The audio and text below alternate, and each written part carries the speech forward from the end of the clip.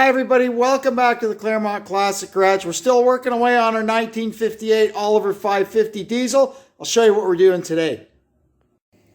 Today we're going to do something about this. You can see down here, we got a bad tie rod. Our axle pin is completely destroyed. And we need a new steering wheel. Which we got. But it's the wrong spline. So we can fix that. There's also some issues with the balls on the radius rods. We'll have to see what we do about that. And I'm not too sure about the kingpin bushings, or the spindle bushings, but I've got no parts for that and no intention of fixing those right now. We can work on those later. But what we need to do is we need to get this front axle apart and probably fight with some rusty bolts, eh?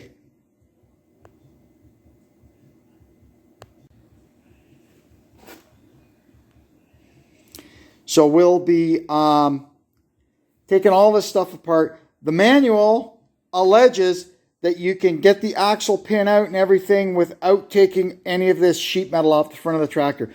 I may pop out the grill just to make it a little easier to video down in there.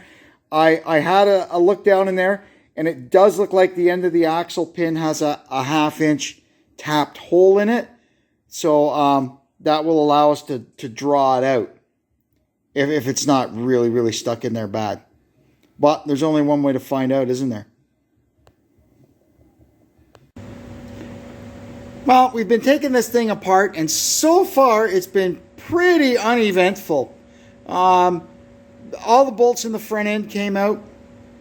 I did have a little bit of a battle back here with the... I had to get the step plates off to get at the sockets for the radius rod. And look what I found. This socket is busted right off. It's probably worn through to the point where it got too thin and it cracked along there. So we'll get that off and see if we can repair it or if we can buy new ones or what the deal is with them. All that's left now is to pull the axle pin out. You can see here we did find a ½ threaded hole in the center of it. So we cleaned that out and ran a tap down it. Now there's a grub screw. It's actually a ½ bolt that locks that thing in place once it's in. So we're going to pull that out, and then we'll get a piece of threaded rod and a little hunk of pipe and see if we can draw this pin out. It may be pretty seized in the frame here, but you never know, we might get lucky. Well, here we go. I've got that thing pulled pretty tight and she ain't budging. So we're going to see if we can get some heat on it. But I think I'm out of juice. So anyway, we'll see what we can figure out and go from there. Well, I've either got it moving or I'm stretching this threaded rod to the point where it's going to break and I'm going to achieve flight. Anyway, I'm going to keep turning on this nut and I'll let you know how I make out. Okay, it's definitely moving. I'll let you know when I've got it out. Okay, so there's not really much I can do here right now.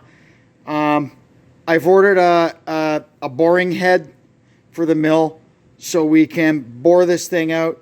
We're going to have to bore it back out round, push a bushing into it, and start over again. So, like I said, I ordered a boring head kit and a clamping kit because I've been screwing around with junk clamping down to my table. It's time to get some decent stuff. So we wait. And in the meantime, I got to figure out what to do with this pin. I don't really think I want to weld it up. I'm kind of leaning toward machining it down and pushing a sleeve over it. I'm looking around here. If I had a piece of it's just 1 1/4 round bar. If I had a hunk of that, I could just make a new pin. But finding that around here seems to be a little more difficult than I thought it would be. You think you have everything until you need something. Okay, so we're working on the pin now. We're turning it down so we can push a sleeve over it. What I found and what I decided to use for the sleeve is this. It's a piece of 1 1/4 top rail for a fence.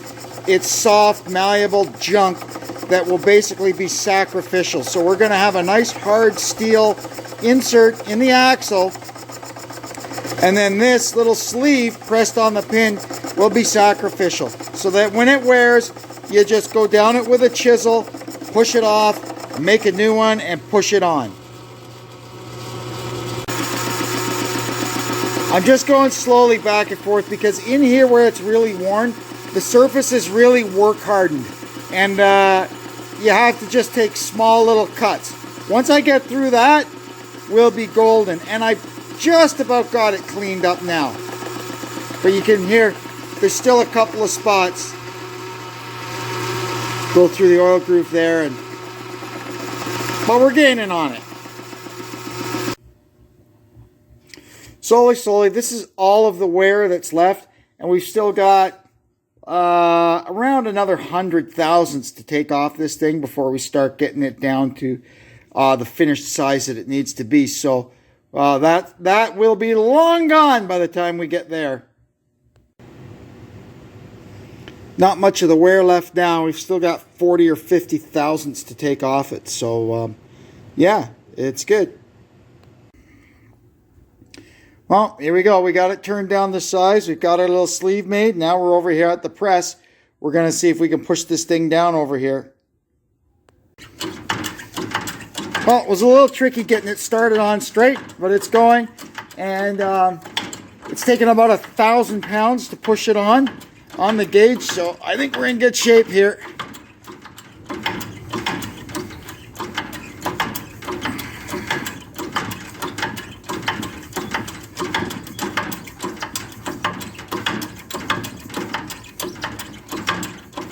I put some green Loctite on it just for good measure. There. Good.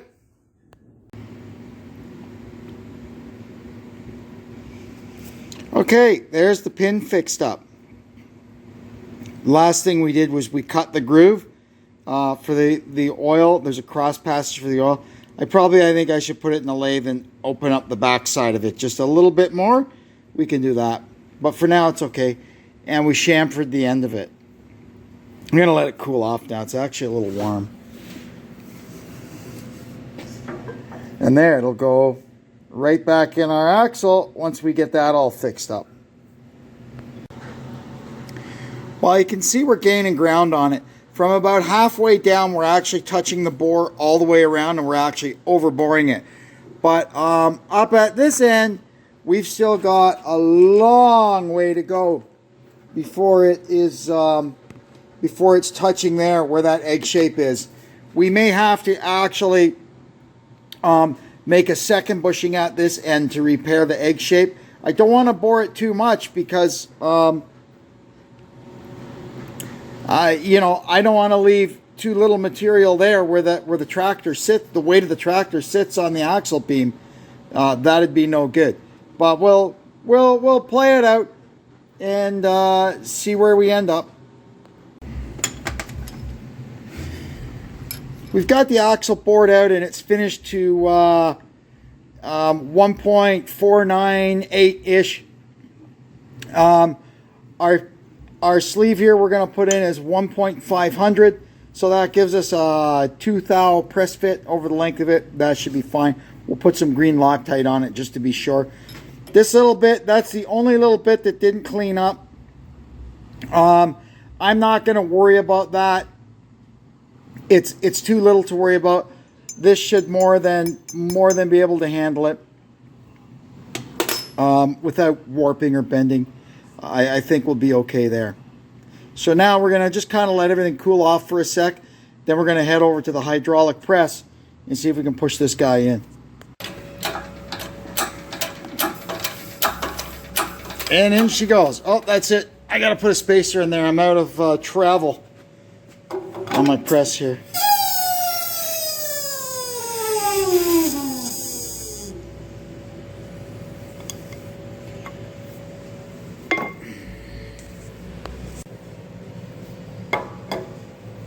There it is, all the way in.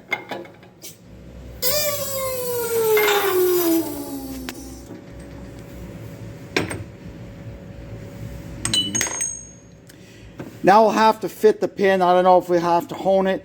Maybe I've got a 1 1/4 inch reamer I could run through there. Or worst case, we'll put it back on the mill and run the boring head back down through it. It's actually really close. Just want to give it a tiny bit more clearance. So I'm just touching it with a brake hone, and that should do it.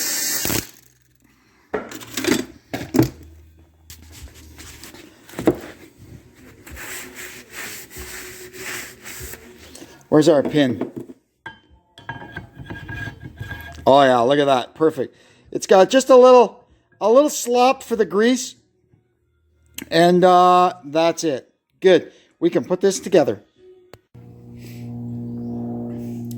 All right, let's get this thing back together. First thing we're going to do is slide the axle beam in through the front of the tractor. Then we can get the pin in, get the pin that holds the pin in. Then we can put the radius rods on and start getting everything built back up.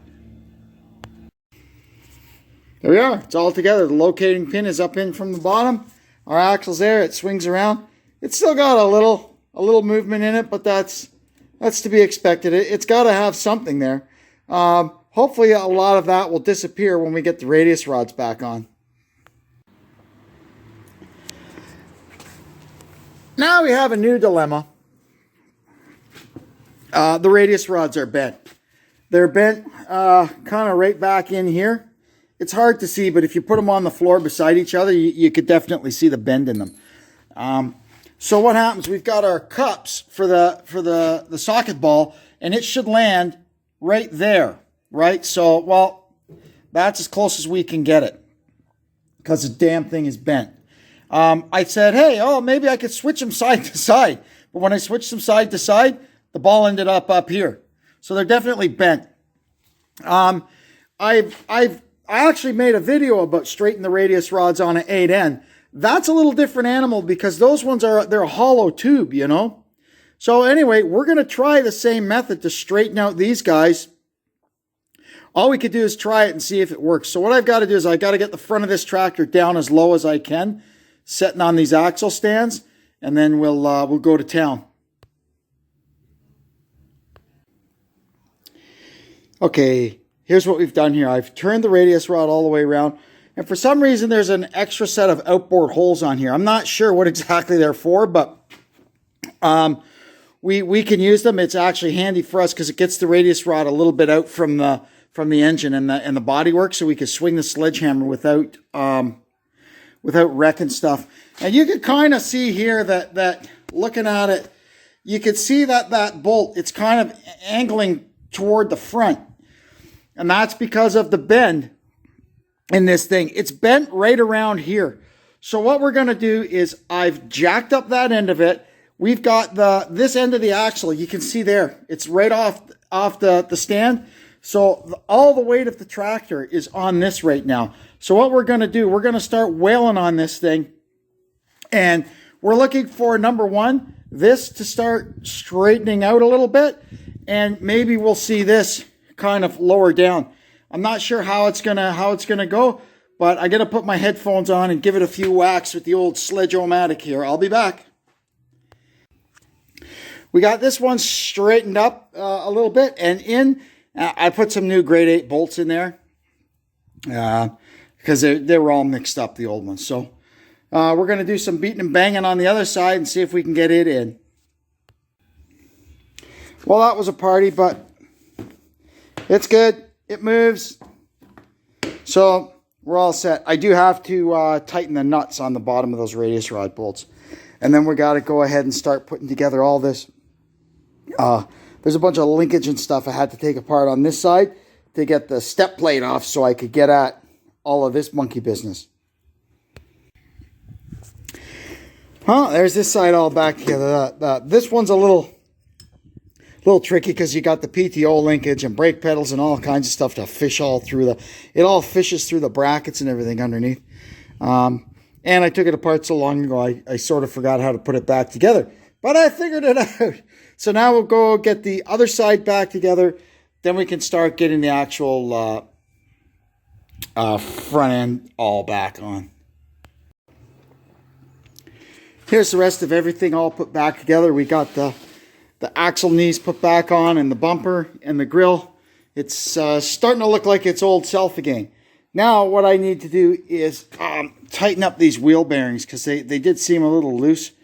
But what I notice is, you see there, it's got a pipe plug and not a grease fitting in it. So I kind of think these are probably supposed to be filled with gear lube rather than grease. Anyway, we're going to pop one of these caps off and see if we can snug the bearings up a little bit. So we pull the hubcap off, and we can see it's got grease in it. No fluid. So let's see here. Where's the old cotter pin? For some reason, they decided they needed to put them from the bottom up. That's interesting. Where's the other end of it? There it is.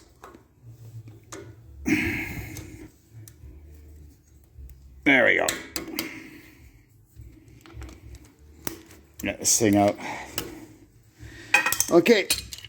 Now we'll see how much we can tighten it up. Not really.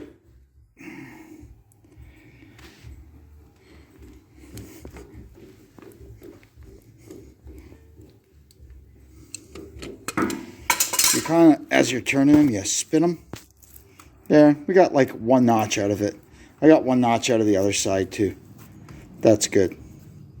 So we'll put a new cotter pin in and put the hubcap back on. And then we can, we got to deal with our drag link ends. So quite interesting, now that we've got all the twist out of the axle and it's all back together, I put it back on the ground, and even though we had the toe set, you know, reasonably well before, it's towed out a whole bunch now. That's quite interesting. Mostly because as the axle turns, right, this distance stays the same, so it steers it. Anyway, what we got to do right now is put our new drag links in. So we'll do them one side at a time.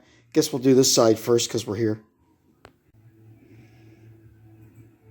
All right, now before we change this, we're just going to measure, and we're basically 3.25 from the end of the tube to the center of the drag link. So we'll put our new one in to match that.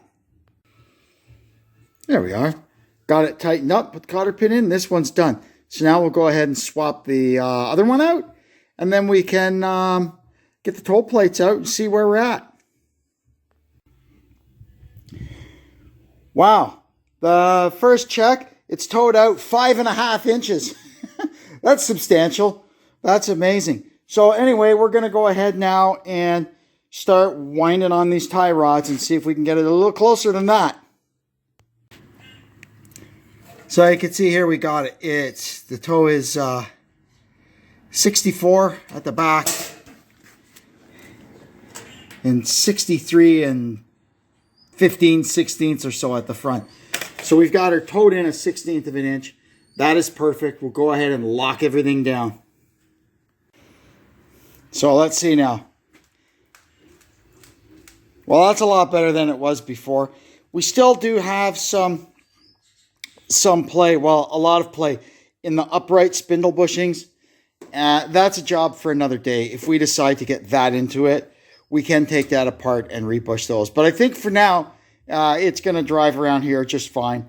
It'll do what we need it to do around the farm. Now we need to figure out how to get this Ford steering wheel to fit our Oliver steering box. So the difference is the spline hole is bigger. So that just goes on there and it doesn't really do much. So what we're going to do is we're going to get this thing in the milling machine and we're going to bore the center of it out. And then we're going to cut the center out of this and machine it down so we can press it into here, and that'll solve our problem. Unfortunately, the mill and my drill press are not deep enough to get this thing mounted to the table and drilled down. So we've got it clamped down to the old picnic table here, and we're just slowly going through it. We're opening up to 7/8 with our good old-fashioned 20-volt cordless drill. Got to do what you got to do. Good job. So we got that drilled through. I put a reamer through it to just make sure it's as round as we can get it. Now we got to cut the hub out of this old one, get it chucked up on some kind of a mandrel, and stick it in the lathe. Well, we're getting there. This is what's left of our the hub from our steering wheel. We got to get it down to about 890 before we start doing our finish cuts. And right now we're at 947. So we're getting there.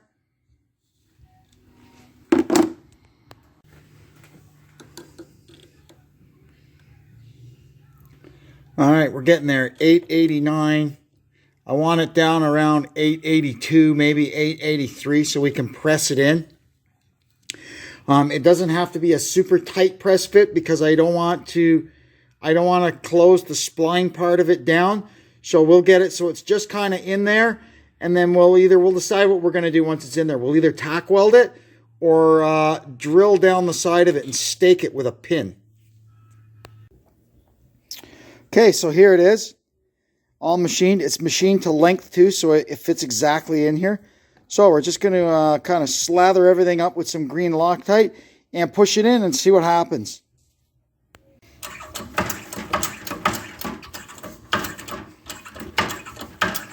And in it goes.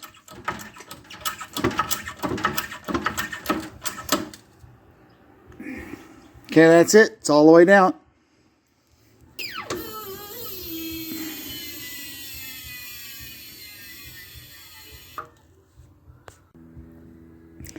That's super. Now we're just going to wait for the Loctite to do its trick, and then we'll figure out if we're going to stake it or tack weld it or whatever we got to do.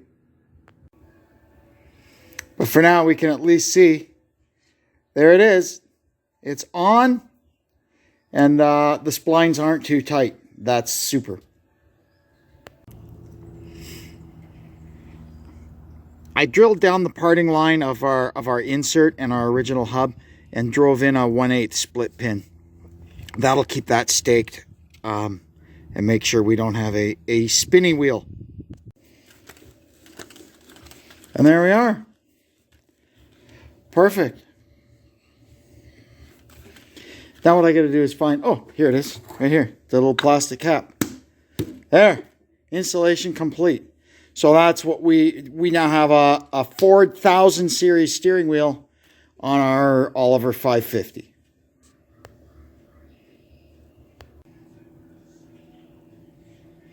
That's pretty good. Once it's up and running again, which hopefully will be very soon, I'll get it out, run it around the field a little bit, just to kind of get everything settled in, you know, and then we'll recheck the toe, make sure the steering wheel is centered, and that should do it. So that's going to wrap up that one. That was a pretty good video. We fixed the axle pin and the bore in the axle. We put some new tie rod ends on. We got our steering wheel sorted out. And on top of previously, we got the steering box sorted out. This thing should actually drive pretty well now. I wasn't quite sure what to expect. Not quite sure if we could save the steering box or if my meager machinist skills would have been enough to get the axle bore sorted out. But it's all good. It seems okay. Anyway, I'm going to go now. I would like to thank you, as usual, for tuning into our little channel. I hope you'll come back and see us again. And until then, I'm Kevin saying so long from the Claremont Classic Garage.